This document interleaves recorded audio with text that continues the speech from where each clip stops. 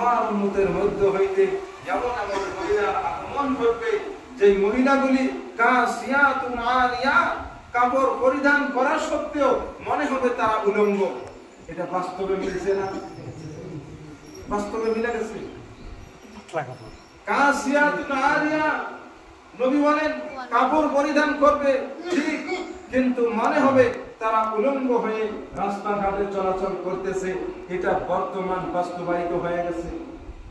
মহিলাদের মধ্যে পর্দা নাই, তারা এমন এমন পোশাক পরে, লং প্যান্ট, শার্ট, গেঞ্জি, টাই ইত্যাদি ইত্যাদি বেপরদা বেহায়াই এই পোশাকগুলি ইহুদিদের মেয়ে, নাসারাদের মেয়ে, খ্রিস্টানদের মেয়ে পরিধান করত। আজ সেই পোশাকগুলি মুসলমানের মা বোন, মুসলমানের কন্যা ভাগ্নি তারা পরিধান করে। এটা কিয়ামতের আলামত ছাড়া অন্য কিছু হতে পারে না। সম্মানিত মা বোন, জেনে রাখবেন